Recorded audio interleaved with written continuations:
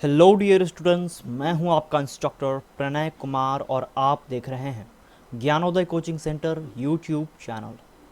और आज के इस वीडियो में मैं आप लोगों को एडवर्ब की कुछ बेसिक जानकारी देने जा रहा हूं। चूँकि पार्ट्स ऑफ स्पीच को बेसिक तरीके से जानना काफ़ी इम्पॉर्टेंट है। इसमें आपको कॉन्सेप्ट तो मिलेंगे ही, साथ ही साथ कुछ बेसिक ऑब्जेक्टिव को भी क्लियर कर लिया जाएगा। ये वीडियो आप लोगों के लिए काफ़ी इम्पॉर्टेंट रहेगा। हम पार्ट्स ऑफ स्पीच के काफ़ी करीब पहुंच चुके हैं और ये है बेसिक क्लास। एडवांस सीरीज़ मैं आपको आगे पढ़ाऊंगा, लेकिन बेसिक को समझना काफ़ी इम्पॉर्टेंट है। पहले बेसिक समझिए, फिर एडवांस पर चलेंगे। तो आइए अब एडवर्ब की कुछ बेसिक जानकारी ले लेते हैं। सामान्यतः यह कहा जाता है कि वर्ब के बारे में अतिरिक्त जानकारी या वर्ब को क्वालिफाई करने वाले वर्ड को एडवर्ब कहते हैं। समझिए कि एडवर्ब यानी कि वर्ब के बारे में कुछ ऐड करेगा वो। इसका हिंदी होता है क्रिया विशेषण, यानी कि क्रिया के बारे में कुछ विशेषता बताता है। लेकिन एडजेक्ट ये ऐसा नहीं होता कि वर्ब के बारे में ही या क्रिया के बारे में ही कुछ बताए। इसीलिए यहाँ पर लिखा हुआ है सामान्यतः यह कहा जाता है कि वर्ब के बारे में अतिरिक्त जानकारी या वर्ब को क्वालिफाई करने वाले वर्ड को एडवर्ब कहते हैं। जैसे एग्जाम्पल के थ्रू यहाँ पर बताया गया है, ही रन्स फास्ट। अब ही रन्स का मतलब हुआ कि वह दौड़ता है, और यहाँ पर जो रन्स है ये हमारा हो गया वर्ब। अब यहाँ देखिए, देख पा रहे हैं यहाँ पर ये रन्स हमारा वर्ब है। और किस प्रकार से दौड़ता है, तो वो फास्ट दौड़ता है, तेज़ी से दौड़ता है, तो यहाँ पर ये एडवर्ब है। यानी कि रन के बारे में कुछ अतिरिक्त जानकारी दे दिया कि फास्ट दौड़ता है, वर्ब को भी क्वालिफाई कर दिया। इस क्वालिफाई करने वाले वर्ड को ही एडवर्ब कहते हैं। यहाँ पर ये एडवर्ब है। नीचे कुछ और एग्जाम्पल दिए गए हैं, जैसे कि सी राइट्स ब्यूटीफुल्ली। अब इसका क्या मतलब होगा कि वह लिखती तो है, ठीक है, वो लिखती है, सी राइट्स। अब लिखने के बारे में कुछ और अतिरिक्त जानकारी यहाँ पर मिली कि ब्यूटीफुल्ली बहुत ही सुंदर तरीके से लिखती है वो, यानी कि इस वर्ब को भी क्वालिफाई कर दिया। आगे एक और एग्जाम्पल है, दे वॉक स्लोली। अब वॉक यहाँ पर एक वर्ब है और इस वॉक को क्वालिफाई कर रहा है स्लोली, यानी बता रहा है कि वे लोग टहलते हैं धीरे धीरे, स्लोली टहलते हैं। तो सामान्यतः इस प्रकार से एडवर्ब को देखा जाता है। इसका मतलब होता है क्रिया विशेषण, यानी कि वर्ब के बारे में कुछ अतिरिक्त जानकारी दे या फिर वर्ब को क्वालिफाई कर दे, उस वर्ड को एडवर्ब कहते हैं। आइए कुछ और भी जानकारी लेते हैं जिसे जानना बेहद इंपॉर्टेंट है। अब तक हमने देखा कि वर्ब को क्वालिफाई जो करेगा उसे हम एडवर्ब कहेंगे, यानी कि वर्ब के बारे में कुछ ऐड करेगा। लेकिन इसे थोड़ी बारीकी से समझें तो आपको पता चलेगा कि एडवर्ब एक ऐसा शब्द है जो वाक्य में मौजूद किसी वर्ब, एडजेक्टिव या अन्य एडवर्ब की विशेषता या उसे संशोधित कर अतिरिक्त जानकारी देता है।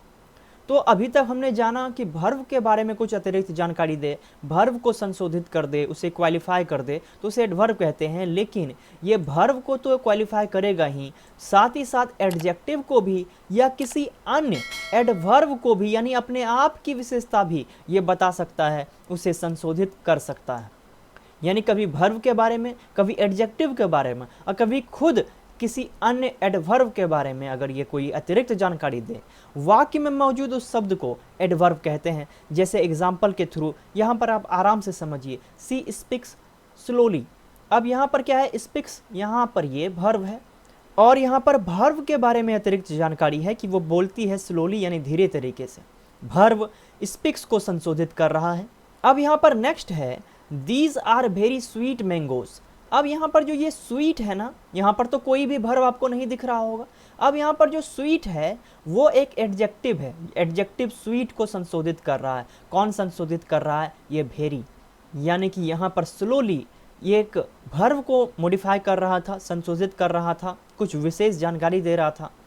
और यहाँ पर ये स्वीट एडजेक्टिव है और एडजेक्टिव के बारे में बता रहा है, एडजेक्टिव को संशोधित कर रहा है कि ये बहुत ही मीठे आम है, यानी कि मीठा, स्वीट को ये मॉडिफाई कर रहा है वेरी।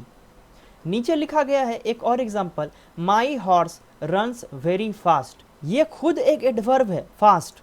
इससे पहले हमने एक एग्जांपल में देख लिया था कि वर्ब के बारे में अतिरिक्त जानकारी दे, इसे कहते हैं एडवर्ब। और फास्ट एडवर्ब को एक विशेष संशोधन कर रहा है वेरी, यानी कि खुद एडवर्ब खुद अपने आप को संशोधित कर सकता है, उसकी विशेषता बता सकता है कि फास्ट में भी लगा हुआ है वेरी, यानी वेरी फास्ट। यहाँ पर एक अन्य एडवर्ब फास्ट है और उस फास्ट को संशोधित कर रहा है। यानी कि आपने देखा कि यहाँ पर एक एग्जाम्पल में लिखा है स्लोली और ये भर्व के लिए आया है तो भर्व को संशोधित कर रहा है, यहाँ पर ये भर्व को संशोधित कर रहा है। और नीचे सेकेंड एग्जाम्पल में स्वीट एक एडजेक्टिव है और एडजेक्टिव को मॉडिफाई कर रहा है, यानी उसे संशोधित कर रहा है, उसे क्वालिफाई कर रहा है। और नीचे एग्जाम्पल में फास्ट खुद एक एडवर्ब है और उस एडवर्ब को वेरी संशोधित कर रहा है, उसे क्वालिफाई कर रहा है या उसके बारे में अतिरिक्त जानकारी दे रहा है। अब आप एक चीज़ और ध्यान में रखेंगे कि यहाँ लिखा गया है जो वाक्य में मौजूद है कैसा शब्द है। अब यहाँ पर नीचे दिया गया है लेट, यहाँ पर भी लेट का प्रयोग किया है और यहाँ पर भी लेट का प्रयोग किया गया है। यहाँ पर जो लेट है वो एडजेक्टिव है, अभी बताता हूँ क्यों एडजेक्टिव है, और यहाँ पर जो लेट है ये एडवर्ब है। आपको मैं बता दूँ कि ही इज़ लेट, यानी कि वह लेट है, देर से पहुँचा है वो। अब देखिए कि क्या है कि ये जो लेट है ये ही के लिए आया है, यानी कि किसी नाउन या प्रोनाउन के बारे में जो अतिरिक्त जानकारी दे उसे हम लोग एडजेक्टिव कहते हैं, ये हमने पढ़ लिया है। और यहाँ पर लेट ये ही के लिए आया है, यानी प्रोनाउन के लिए आया है, यानी कि ये एक एडजेक्टिव है। और अभी अभी हमने पढ़ा है कि वर्ब के लिए जो आ जाए या एडजेक्टिव के लिए जो आ जाए उसे हम लोग एडवर्ब कहते हैं। तो देखिए ही कम्स लेट, वह आया है देर से। अब यहाँ पर ये कम्स क्या है, ये एक वर्ब है और ये वर्ब के लिए आया है तो ये एडवर्ब है, यानी इस वर्ब को क्वालिफाई कर रहा है, उसे संशोधित कर रहा है। तो यहाँ पर जो लेट है ये एक एडवर्ब है। आइए कुछ और महत्वपूर्ण बिंदुओं को देख लें कि अभी तक हमने पढ़ा कि एडवर्ब वर्ब को, एडजेक्टिव को और किसी अन्य एडवर्ब को मॉडिफाई कर सकता है, लेकिन एडवर्ब एक ऐसा शब्द है जो पार्ट्स ऑफ स्पीच, याद रखिएगा पार्ट्स ऑफ स्पीच, यहाँ तक कि पूरे सेंटेंस को मॉडिफाई कर सकता है या संशोधित कर सकता है। यानी कि ये पूरे के पूरे सेंटेंस को भी मॉडिफाई कर सकता है, यानी पार्ट्स ऑफ स्पीच में कुछ और भी चीज़ें हो, एडजेक्टिव वर्ब या फिर एडवर्ब को छोड़कर उसे भी संशोधित कर सकता है, उसे भी मॉडिफाई कर सकता है, उसके बारे में अतिरिक्त जानकारी दे सकता है।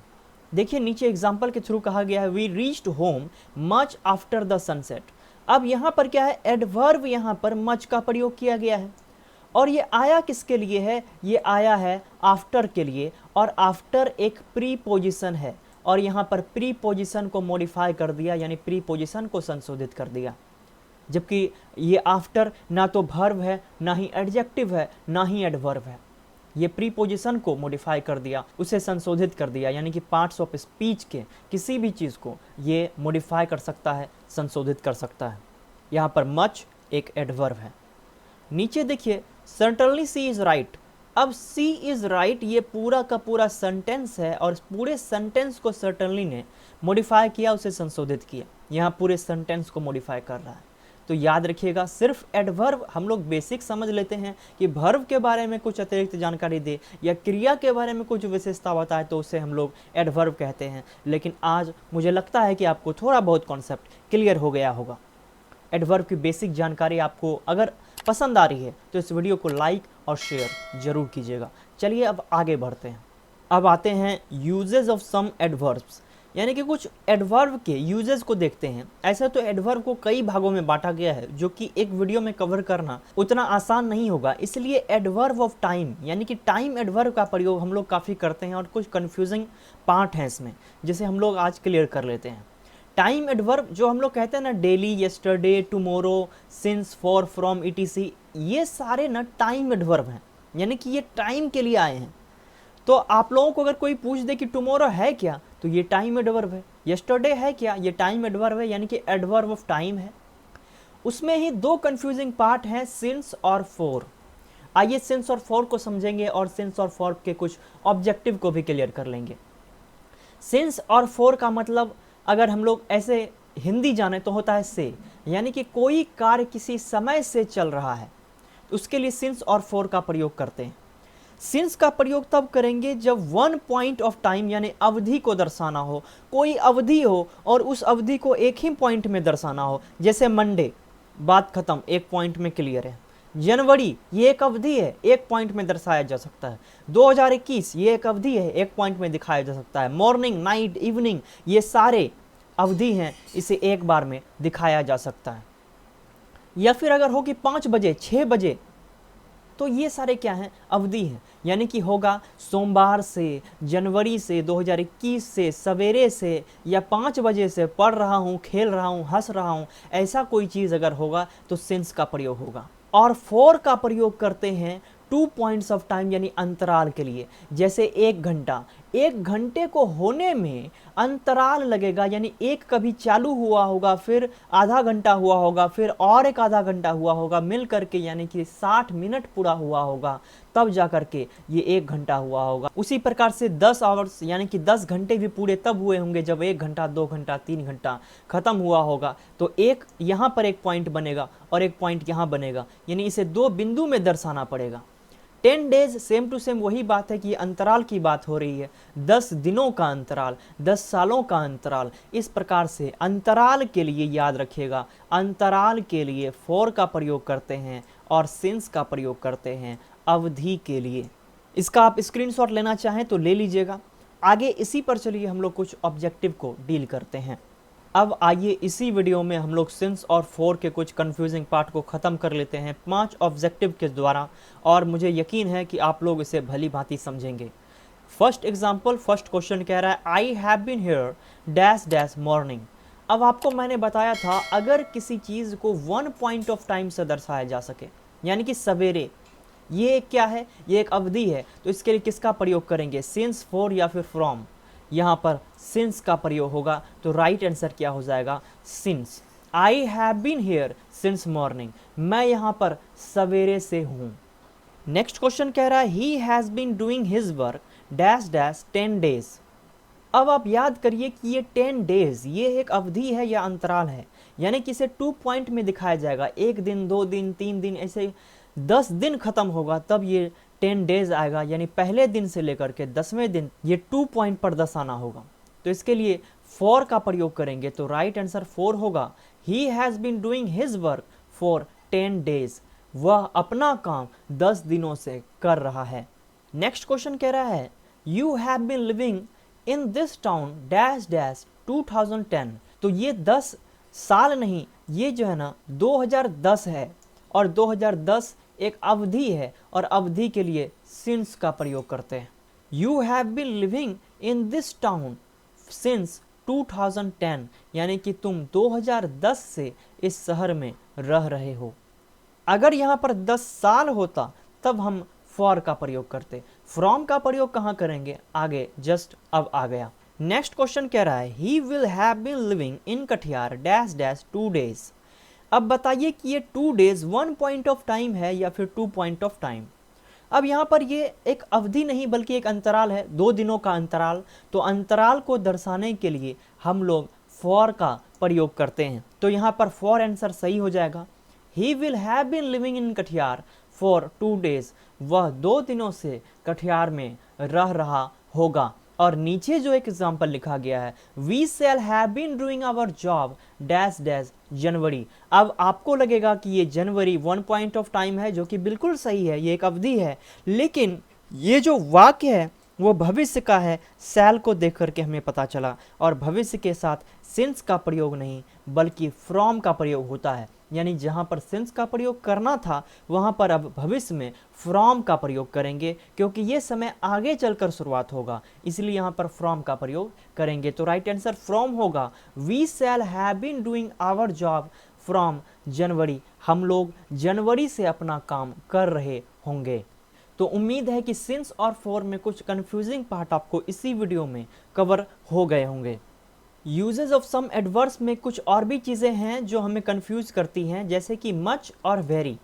वेरी और मच दोनों का ही मतलब होता है बहुत, तो कहाँ पर इसका प्रयोग करेंगे, देखिए मच का प्रयोग कब किया जाता है, पास्ट पार्टिसिपल यानी V3 को मॉडिफाई करता है, यानी मच का प्रयोग पास्ट पार्टिसिपल के साथ किया जाएगा बहुत के अभिप्राय में।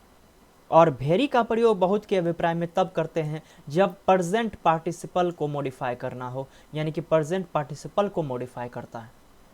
देखिए यहाँ पर this is a dash dash interesting story. अब यहाँ पर जो इंटरेस्टिंग है ये प्रेजेंट पार्टिसिपल है और प्रेजेंट पार्टिसिपल को मॉडिफाई कौन करेगा? वेरी। तो यहाँ पर जो राइट आंसर हो जाएगा वो होगा वेरी।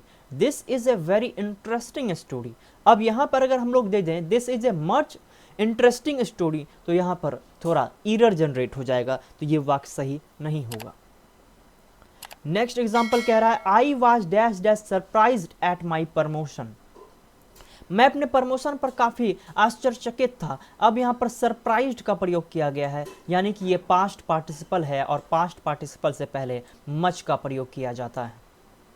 अब यहाँ पर वेरी का भी मतलब होता है बहुत। अगर दे दें कि I was very surprised at my promotion तो सुनने में तो ठीक लगेगा, लेकिन ग्रामेटिकली यहाँ पर एक एरर है, क्योंकि वेरी का प्रयोग प्रेजेंट पार्टिसिपल के लिए और मच का प्रयोग पास्ट पार्टिसिपल के लिए किया जाता है। तो डियर स्टूडेंट्स, एक ओवरलुक के लिए आपको याद दिला दूं कि एडवर्ब को सामान्यतः वर्ब के बारे में अतिरिक्त जानकारी देने के लिए कहा जाता है, लेकिन ये एक एडजेक्टिव या किसी अन्य एडवर्ब या फिर कभी कभी पार्ट्स ऑफ स्पीच या पूरे सेंटेंस को मॉडिफाई कर सकता है। यहाँ पर सारे चीज़ आपको बताए गए हैं और वाक्य में मौजूद उस शब्द से आपको आकलन करना पड़ेगा कि वो एडवर्ब है या फिर कोई और चीज़ है। तो आज का क्लास यहीं पर समाप्त करते हैं। इस वीडियो के रिलेटेड आपके पास कोई भी सवाल या सुझाव हो तो आप मुझे कमेंट करके ज़रूर बताइएगा। साथ ही साथ अगर वीडियो आपके हेल्प में आ रहा है तो उसे लाइक और शेयर करना मत भूलिएगा। चैनल पर नए हैं तो सब्सक्राइब करके बेल आइकन को हिट कर दीजिए, इससे आने वाले वीडियोज़ के नोटिफिकेशन आपको मिल जाया करेंगे। फिलहाल के लिए इतना ही, मिलते हैं किसी अन्य वीडियो में।